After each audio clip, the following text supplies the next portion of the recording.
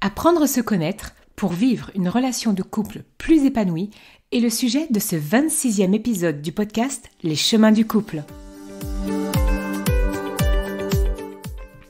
Le podcast Les chemins du couple est le podcast hebdomadaire qui permet aux hommes et aux femmes de trouver l'équilibre entre soi et l'autre dans la relation. Chaque semaine, j'aborderai avec vous les différents aspects de la vie de couple et des relations en général pour vous permettre d'être bien au quotidien et de mieux comprendre les différentes facettes de la relation de couple. À mi-chemin entre développement personnel et psychologie, ce podcast vous proposera un doux cheminement vers plus de bien-être, plus de paix, avec vous-même et dans vos relations de couple. Parce que tout est un apprentissage, y compris la relation à soi et aux autres, semaine après semaine, ce podcast sera à vos côtés pour améliorer votre quotidien et être vraiment plus épanoui. Lors du précédent épisode, je vous ai parlé de communication bienveillante dans la relation de couple qui peut vous permettre vraiment de créer plus de connexion, plus de complicité avec votre partenaire et surtout qui va vous permettre de renforcer la relation. Après ces différents épisodes autour de la communication, je désire vous rappeler à travers l'épisode d'aujourd'hui l'importance d'apprendre à se connaître pour vivre une relation de couple plus épanouie. Commençons déjà par dresser un petit peu le tableau des bénéfices à se connaître. Se connaître, ça permet déjà de mettre des mots, M-O-T-S, sur nos propres motivations, nos valeurs, nos centres d'intérêt et également, bien évidemment, d'essayer d'être plus conscient de ses propres émotions, de ses propres réactions face aux événements de la vie et derrière, de mieux connaître ses besoins. On ne peut pas vivre une relation épanouie si, vous voyez, je vous ai parlé dans les différents épisodes de communication. Ben voilà. Mais si je ne sais pas, si je ne me connais pas moi-même, je ne peux pas, bien évidemment, mettre des mots et communiquer avec on ne peut pas communiquer avec son partenaire, en fait, tout simplement. Et c'est pour ça que c'est important d'avoir des moments un petit peu pour soi, aussi pour aller vraiment creuser, tiens, mais qu'est-ce qui se passe pour moi, là, maintenant ? Donc, ça, c'est vraiment des bénéfices. C'est-à-dire que si vous voulez avoir une meilleure communication avec votre partenaire, ou si vous voulez essayer de faire en sorte que votre partenaire, par exemple, puisse communiquer avec lui, eh bien, il faut laisser aussi la place à votre partenaire pour qu'il apprenne à se connaître. Alors, je vais faire une petite parenthèse par rapport à ça. En fait, souvent, alors j'ai l'impression que c'est une attitude un peu plus féminine, hein, donc je ne vais pas faire de généralité, mais j'ai quand même envie de le dire. Souvent, les femmes, avec leur intuition, leur sixième sens, parce qu'elles arrivent à décrypter les choses, elles vont tout de suite aller dire « Oh, j'ai l'impression que tu vas pas bien. Oh, j'ai l'impression que tu fais la tête. Oh, j'ai l'impression... » Et en fait, il y a un côté où on va harceler un petit peu l'autre par ses réflexions, par ses attitudes, puisque l'autre en face ne parle pas. Donc ça, c'est dans le cas vraiment où vous avez quelqu'un en face qui ne parle pas, on est bien d'accord. Et donc ça peut être aussi messieurs qui font ça avec madame qui ne parle pas, donc vraiment. Mais en fait, en faisant ça, en insinuant des choses, en mettant des suggestions comme ça de ce que l'autre vit, on n'aide pas non plus l'autre à se connaître. Et c'est pour ça que c'est important, c'est plutôt, ok, j'ai l'impression qu'il se passe quelque chose, donc on reparle en parlant en jeu. Est-ce que tu as envie de m'en parler? Est-ce que tu as envie de dire quelque chose ou quoi? Et si l'autre n'a pas envie, on le laisse parce que des fois, on n'a pas le même rythme pour justement apprendre à se connaître, apprendre à mettre les mots sur ce qu'on ressent, surtout quand on ne nous a pas appris petit. Avec les enfants, c'est différent. Avec les enfants qui sont en phase d'apprentissage de ce qu'ils vivent, de ce qu'ils ressentent ou quoi que ce soit, on peut dire « Ah bah tiens, j'ai l'impression qu'il y a quelque chose qui ne va pas. Est-ce que tu es en colère? Est-ce que tu pleures? Est-ce que tu es triste? Est-ce que tu es joyeux ?» Et en fait, vous voyez la différence même avec les enfants. Souvent, on fait une suggestion de possibilités pour qu'il arrive à mettre des mots. Mais à notre partenaire, en fait, nous, on vient avec un peu nos grands chevaux et on met des certitudes. « Oh non, tu vas pas bien, tu es en colère. » Et on est là-dedans. quand on est là-dedans, on n'ouvre pas non plus la communication à l'autre et surtout on n'ouvre pas à ce qu'il puisse vraiment mettre des mots, qu'il apprenne ou elle apprenne à se connaître dans ce qu'il vit. Donc je voulais profiter de ce passage-là pour vous rappeler vraiment ce que nous avons l'habitude de faire trop souvent, ce que j'observe vraiment trop souvent en consultation, de vouloir parler pour l'autre. En résumé, c'est ça. Donc, on continue sur un petit peu le fait de se connaître et les bénéfices. Les bénéfices, c'est qu'à force de se comprendre comment on fonctionne, comment on réagit face à différents moments de la vie, quand on arrive à dire « Ah ben tiens, mais c'est quoi mon besoin là aujourd'hui ?» Eh ben ça va permettre vraiment une super bonne connaissance de votre intelligence émotionnelle. L'intelligence émotionnelle, j'en parlerai dans des prochains articles. L'intelligence émotionnelle, c'est quelque chose qui se développe justement, comme je viens de l'expliquer, durant l'enfance, mais chez certains, ça n'a pas été encouragé, ça n'a pas été développé. Et quand on apprend à se connaître, quand on a passé déjà 20 ou 30 ou 40 ans, ou même 50 ans, ou même 60 ans en fait, on va aller développer cette intelligence émotionnelle. Et ce qu'il faut savoir, c'est cette intelligence émotionnelle, c'est le plus beau cadeau qu'on peut avoir. Pourquoi ? Parce qu'elle va vous permettre une meilleure connexion avec l'autre. Et dans le couple, ça va permettre quoi ? Ça permet de s'exprimer plus clairement. Donc on en revient à cette communication, mais ça permet aussi de mettre ses limites. Donc par exemple, si vous êtes rentré tard et que monsieur veut, je sais pas, faire la fête encore et que vous avez juste envie de vous retrouver dans votre petit cocon parce que vous êtes épuisé et autres, et ben ça permet de mettre ses limites en disant, écoute, ce soir je ne peux pas. Et c'est ça aussi l'intelligence émotionnelle, c'est je ne peux pas parce que je me sens comme ça. Et on essaye aussi de communiquer sur ce qui se passe pour soi. Ça permet quoi aussi ? Ça permet aussi de se faire plaisir et aussi de prendre du coup des décisions qui vont contribuer à l'épanouissement personnel et amoureux. Puisque, justement, si j'ai envie d'être un peu plus complice avec mon partenaire, de retrouver cette joie à l'intérieur de moi, de ces sensations ou quoi que ce soit, le soir, je vais pouvoir dire, ok, de quoi j'ai besoin, je vais aller me connecter à ce que je ressens.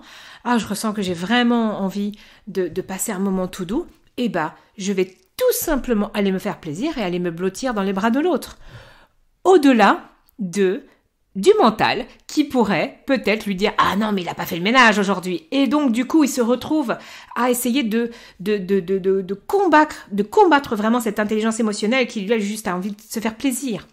Et se connecter à ça, ça permet vraiment de contribuer à un épanouissement au-delà du mental.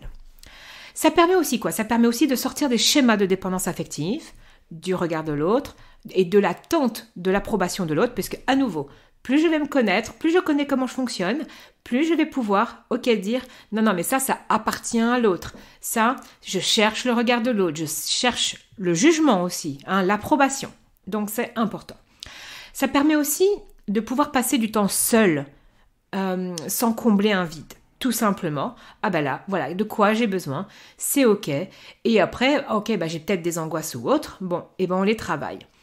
Ça permet aussi de savoir ce que l'on veut vraiment vivre dans le quotidien, dans le couple et avec ses proches.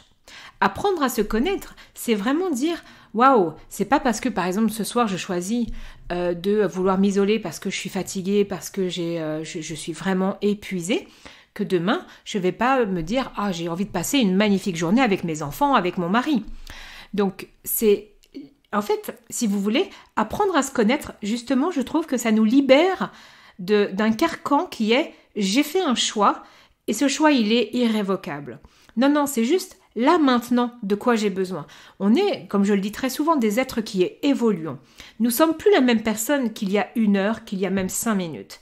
Et donc, potentiellement, même après avoir eu besoin de ce moment de bulle, par exemple, pour les personnes qui sont peut-être un peu plus hypersensibles, on peut choisir vraiment de dire « Ah mais là, maintenant, si je fais le check à l'intérieur de moi, j'ai envie de passer un moment complicité. » Alors ça permet aussi, bien évidemment, de changer la dynamique de couple, puisque plus je me connais, plus je connais mes propres besoins, plus je peux aussi dire « Ah ouais, mais en fait, dans ce qui se passe, ça ne me convient pas, et donc moi, je peux aussi impulser une autre dynamique de couple. » Donc apprendre à se connaître, c'est vraiment ça, c'est lorsqu'on est conscient de ses besoins, de ses limites, de ses forces, de ses faiblesses, eh ben ça va permettre automatiquement de mieux les communiquer et de mieux partager nos attentes, nos humeurs à notre partenaire. En fait, on évolue vraiment vers une communication qu'on appelle dans les niveaux de communication les niveaux 5, où on est honnête avec l'autre, honnête avec soi-même. Et donc, ça ne peut que renforcer la complicité. Alors, on a des attentes, on est des êtres d'attente, même si on parle un maximum de se libérer des attentes, parce que plus on est dans l'attente, plus on va souffrir quand l'autre ne peut pas répondre à nos attentes. Bon, on en parle beaucoup. Mais en même temps, lorsqu'on communique nos attentes à notre partenaire, justement, qu'on n'est pas en train d'attendre qu'il réponde à nos attentes. Donc, on a des attentes, mais on va les communiquer, tout simplement. Eh bien, le fait d'avoir une meilleure connaissance de soi nous permettra justement de dire « Ok, même si l'autre ne peut pas répondre à mes besoins par rapport à cette attente, je vais aller voir comment je peux y répondre. » Souvent, une des difficultés, en fait, quand on apprend à se connaître soi-même, et ce que j'observe quand même dans le milieu du développement personnel, de la psychologie, c'est quand on nous dit « il faut absolument pas compter sur l'autre », et du coup, la découverte de soi, c'est répondre à tous ses besoins soi-même, et ça nous éloigne de la relation, ça nous éloigne de notre partenaire. Ce que je dis, c'est que je pense qu'il peut y avoir de nouveau un juste milieu et un équilibre. Fondamentalement, on est des êtres de relation, on a besoin de vivre en relation avec les autres. Et le jeu du couple, ça reste quand même d'avoir un désir minimum de répondre aux besoins de l'autre. Ça ne veut pas dire à tous ses besoins, et c'est là où en fait on n'arrive pas à trouver souvent cet équilibre, mais juste à des besoins. Donc par exemple, ce soir, j'ai vraiment besoin que tu me prennes dans tes bras, et même si je suis fatiguée, je sais que c'est un besoin qui peut être important pour mon partenaire, je vais le faire. Par contre, ce soir, j'ai vraiment besoin que tu me fasses à manger, parce que j'ai plus la force, non, je peux dire non, ok, on va trouver une autre solution X que je te fasse à manger, que moi aussi, ça me pompe mon énergie. En fait, c'est cette fameuse danse qu'il faut essayer de trouver entre je te partage mes attentes et mes besoins, tu peux y répondre ou pas, et si tu n'y réponds pas, c'est ok, mais en même temps, ça doit être au service de la relation. Donc apprendre à se connaître, ce n'est pas devenir égoïste. Alors oui, il y a des thérapies qui vont vraiment séparer, des façons de penser qui vont vraiment séparer l'autre de la relation, alors qu'en fait, on sort d'un mode de fonctionnement et qu'il faut réapprendre à se connaître dans un nouveau mode de fonctionnement où je ne vais pas être, par exemple, dépendant de toi. Alors c'est sûr que des fois, ça fait des dégâts, puisque l'autre personne qui avait besoin de cette dépendance, elle est plus satisfaite de ça. Là, oui, ça fait un travail. Mais néanmoins, ne vous séparez pas de votre partenaire en disant « Non mais c'est bon maintenant, je peux compter sur moi, j'ai plus besoin de toi ». Ça, c'est pas nourrir la relation. Donc on peut apprendre à se connaître et que cette connaissance soit justement au service de la relation. C'est quelque chose qui est vraiment important. Et donc, souvent, ce qui est aussi ce qui va desservir la relation, justement, lorsqu'on apprend à se connaître, c'est à chaque fois quand les personnes disent « Ouais, mais il faut que tu t'écoutes, il faut que tu t'écoutes ». Sous-entendu, ne prends pas en considération l'autre. Mais lorsque nous vivons dans un système avec un partenaire, la famille, des enfants, on ne peut pas vivre tout seul sur une île déserte. Ce n'est pas réaliste. Et donc, l'objectif, c'est vraiment, oui, de s'écouter. Ça veut dire quoi? Ça veut dire vraiment aller voir à l'intérieur de moi ce qu'il se passe. Et même en interaction avec les autres, comment je peux essayer de trouver un équilibre qui soit juste pour moi et ou lequel je ne vais pas chercher non plus à tout prix à me couper des autres. Et donc, ça peut être par exemple, je suis fatiguée, je vous aime très fort, donc je ne me coupe pas des autres, c'est je suis fatiguée et c'est bon, je dois m'écouter. Hein. Vous voyez, j'espère que vous comprenez vraiment cette distinction qu'il y a dans certaines approches. S'écouter, c'est partager ce que je vis, partager mes attentes. Donc, j'ai vraiment besoin d'aller me reposer. Je vous aime très fort. Demain, je vais essayer de passer du temps avec vous. Demain. Et c'est rentrer dans cette communication. Apprendre à se connaître, c'est vraiment aller voir tout ce qui se passe à l'intérieur de soi, mais c'est aussi avoir cette intelligence, moi, que je vais appeler relationnelle, de pouvoir le partager à l'autre et de rassurer un minimum, quand même, les personnes avec qui on vit. Donc, vous êtes un être humain avec des émotions. Et c'est vraiment en alliant toute cette connaissance de vous, de vos émotions, que vous allez améliorer cette relation, améliorer cette communication avec votre mari, avec votre femme. Et en fait, le plus que vous vous connaîtrez, au plus vous pourrez être aussi dans la compréhension de ce que l'autre peut vivre. Ça, c'est la richesse d'apprendre à se connaître. Et du coup, vous pourrez mutuellement, bien évidemment, vous exprimer avec plus d'authenticité. C'est-à-dire que si en effet, vous arrivez à vous écouter, à respecter, vous êtes fatigué, à le partager, et quand votre partenaire sera aussi fatigué, vous allez le comprendre parce que vous l'avez vécu. Et du coup, on sera moins dans l'attente que « Ah non, mais toi, tu dois être fort » ou « Toi, tu dois pas faire comme moi ». Et en fait, on arrive vraiment à développer, cette intelligence relationnelle sans enjeu, où on est juste dans l'amour l'un et l'autre, la compréhension surtout. Et du coup, bien évidemment, on va développer ou ressentir l'empathie envers l'autre et qui va créer cette connexion, cette complicité dans le couple. Et donc, décider vraiment à apprendre à se connaître, ça dépend que de vous et de l'importance que vous vous accordez. Personne ne peut vous empêcher de cheminer. Par contre, certaines personnes, comme je le disais, ont peur de ce cheminement parce qu'il y a, comme je le disais, il faut apprendre à s'écouter, il faut ses besoins et puis après, en fait, on repousse l'autre. Mais de nouveau, chacun a un chemin. Il y a vraiment des personnes, par exemple, qui travaillent leur dépendance, qui sont dans un couple, qui travaillent leur dépendance affective, qui vont plus être dépendants. Et comme je le disais tout à l'heure, la personne dépendante va souffrir de ça. L'autre qui aimait bien plutôt la personne dépendante va souffrir de ça et va accuser le cheminement personnel. Mais oui, mais parce que la dépendance n'est pas sain non plus. Donc se connaître, c'est vraiment comme garder une boussole, en fait, à l'intérieur de vous, tout simplement. Et vous pouvez aussi apprendre à vous connaître en prenant le temps de réfléchir à vos comportements, vos pensées, vos émotions, comme je le disais, dans différentes situations de la vie. Et aussi, du coup, dans votre couple. Notez ce qui est important pour vous, ce qui vous motive, ce qui vous stresse, ce qui vous rend heureux. Et vous pouvez également prendre le temps de vous poser des questions sur vous-même, sur vos croyances, sur vos choix de vie. Soyez curieux en fait, soyez ouvert d'esprit, parce que plus vous serez ouvert d'esprit avec vous-même, plus vous pourrez l'être aussi avec votre partenaire. Donc, la connaissance de soi, c'est vraiment un processus, un cheminement qui demande de la patience, de la curiosité et de l'ouverture d'esprit. C'est vraiment comme ça que vous allez pouvoir aller voir comment vous fonctionnez, vos émotions, vos besoins, et qui va permettre vraiment, tout ça, ça va vous permettre vraiment de développer des relations plus épanouies et plus authentiques. Bien évidemment que on reparlera un petit peu de toutes ces notions d'intelligence émotionnelle, d'authenticité, de dépendance dans de prochains épisodes. Mais surtout, rappelez-vous une chose, c'est que avoir quelqu'un d'épanoui à ses côtés, c'est toujours stimulant, c'est toujours inspirant et c'est toujours ressourçant. Si vous voulez aller plus loin sur ce sujet, je vous invite à écouter les différents épisodes de podcast que j'ai déjà mis à votre disposition sur la plateforme de votre choix. Et vous pouvez aussi retrouver beaucoup d'informations sur mon site celinedomecq.com, notamment des ateliers gratuits sur quand on se pose la question de partir ou rester, ou quand on est en désaccord dans le couple.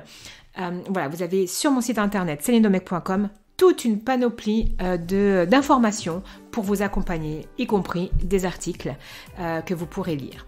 Dans le prochain épisode, justement, je vais aborder une notion que j'adore dans le couple, qui est les 2 premiers accords Toltec, et vous allez voir comment cette philosophie, cette façon de penser va vous permettre de vivre beaucoup plus sereinement votre relation de couple, le quotidien, et vous pourrez l'appliquer également dans tout plein d'autres domaines.